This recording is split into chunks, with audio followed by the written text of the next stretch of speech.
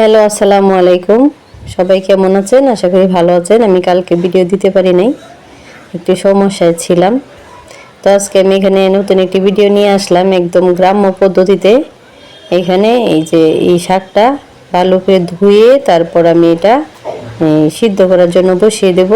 আর আপনারা তো দেখতেছেন এটা কি শাক, তো সবাই তো মনে হয় জানেনি, চিনেনি। তারপর যদি না চিনেন, এটা লাউ শাক। আর এই লাউ শাকটা এভাবে যদি আপনারা ভর্তা করে খান, তখন দেখবেন যে এক প্লেট ভাত আপনার ঘরে সবাই খেয়ে ফেলবে। ছোট বড় বুড়া বুড়ি যা আছে সবাই এটা এত পছন্দ করে খাবে যে আপনি অবাক হয়ে যাবেন এবং আঙ্গুল চেটে পুটে খাবে। তো আমি এখানে কাঁচামরিচ আর এই পাতাটা সিদ্ধ বসিয়ে দিলাম। এখন আমি এটা উল্টে পাল্টে নেব। আর দেখছেনই তো এখানে কোনো পানি ব্যবহার করি নাই। এই যে পাতায় যেটুকু পানি লেগেছিল ওইটুকু দিয়ে আর বরঞ্চ পানি অনেকটাই উঠছে। তো আমি এখানে উল্টে পাল্টে দেবো ওটা, যেন এই পিঠ ও পিঠ ভালোভাবে হয়। আর যে এই অনেকগুলো পাতাই এখানে, এই পাতাগুলো একসাথে লেগে গেছে, সমস্যা নাই তাতে। আমি এগুলা পরে আস্তে করে নিব।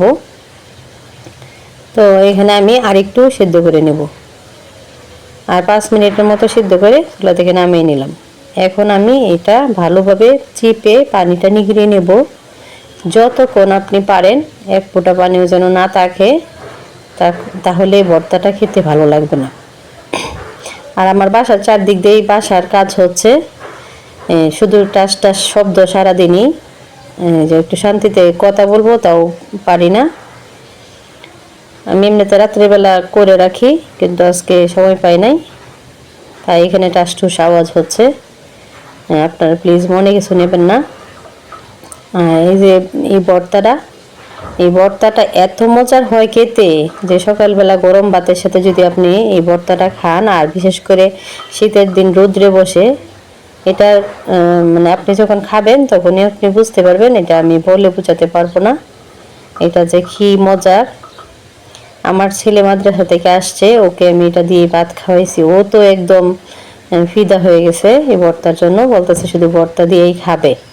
তো আমরা 3-4 জনের ফ্যামিলি, 4 জনের ফ্যামিলিতে ভর্তা দেখা যায় শর্ট পড়ে গেছে আমার মেয়ের স্কুলে। আর মেয়ের জন্য অল্প একটু রাখছি, আমরা 3 জন খেয়ে নিয়েছি প্রায় 1 প্লেট ভর্তা। তো আমি যখনই শাকটা বাসায় নিয়ে আসি তখনই আমি ভর্তাটা বানাই। আর আপনারাও এটা ট্রাই করে দেখবেন।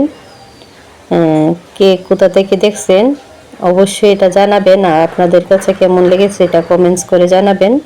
আর আমার ভিডিওটি বেশি বেশি লাইক দিবেন এবং শেয়ার দিবেন।